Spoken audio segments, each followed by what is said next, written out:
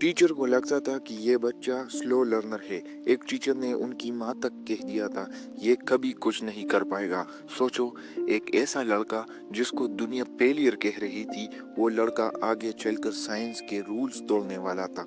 Einstein की कहानी शुरू से उतनी ग्लैमरस नहीं थी। आइंस्टाइन की कहानी स्ट्रगल, रिजेक्शन और लगातार मेहनत की कहानी है। आइंस्टाइन स्लो बोलते थे। टीचर को लगता था कि ये बच्चा स्लो लर्नर है। आइंस्टाइन रोट लर्निंग पसंद नहीं करते थे। इस वजह से स्कूल और यूनिवर्सिटी सिस्टम उनको समझ ही नहीं पाई। यूनिवर्सिटी से ग्रेजुएट होने के बाद उन्होंने टीचिंग जॉब्स के लिए अप्लाई किया, पर हर जगह से रिजेक्शन मिला। उनके पास पैसे कम थे, जॉब नहीं थी और एक वक्त ऐसा था कि फ्यूचर उनके लिए अंधेरा लग रहा था। आखिर आइंस्टाइन को नौकरी मिल गई, स्विट्जरलैंड के पेटेंट ऑफिस में क्लर्क की। दिन भर वो दूसरों के इन्वेंशन अप्रूव करते थे और जब सब सो जाते वो अपनी स्टडी कंटिन्यू रखते।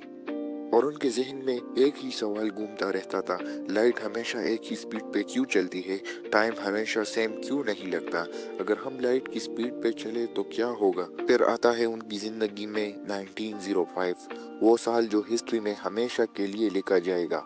एक सिंपल क्लर्क जिसको दुनिया ने इग्नोर किया था ने 4 साइंटिफिक पेपर पब्लिश किए एक ही साल में, और इन पेपर्स ने मॉडर्न फिजिक्स की बुनियाद रख दी। उनका सबसे फेमस आइडिया था इक्वेशन E = mc², एक सिंपल फार्मूला जो कहता है मैटर और एनर्जी एक ही चीज है, एक दूसरे में बदल सकते हैं। ये आइडिया ने दुनिया का नजरिया हमेशा के लिए बदल डाला। 1905 को मिरेकल ईयर भी कहा जाता है। उसके बाद आइंस्टाइन ने रिलेटिविटी का कंसेप्ट दिया। स्पेस और टाइम अलग चीजें नहीं, एक फैब्रिक है जो बेंड हो सकती है। जब मेसी ऑब्जेक्ट होते हैं जैसे स्टार्स और प्लैनेट, तो वह फैब्रिक कर्व होती है और इसी वजह से ग्रेविटी एग्जिस्ट करती है। ये एक ऐसी थ्योरी थी जो ह्यूमन इमेजिनेशन से भी आगे थी। और जब सालों बाद सोलर एक्लिप्स एक्सपेरिमेंट ने उस थ्योरी को कंफर्म किया तो आइंस्टाइन और भी पॉपुलर हो गया।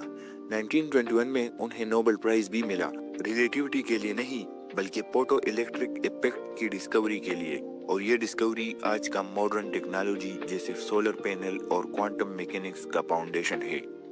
आइंस्टाइन की स्टोरी हमें एक सिंपल मैसेज देती है, एग्जाम आपकी वैल्यू डिसाइड नहीं करती। टीचर्स कहते हैं आप स्लो हो, इसका मतलब ये नहीं कि आप फेल हो गए हो। जॉब्स आपको रिजेक्ट कर दे, इसका मतलब ये नहीं कि आपके ड्रीम्स खत्म हो गए। जो असली मैटर करता है वो है आपका पैशन, आपका क्यूरियोसिटी और वो हिम्मत जो कहती है मैं भी सक्सेसफुल बनूंगा।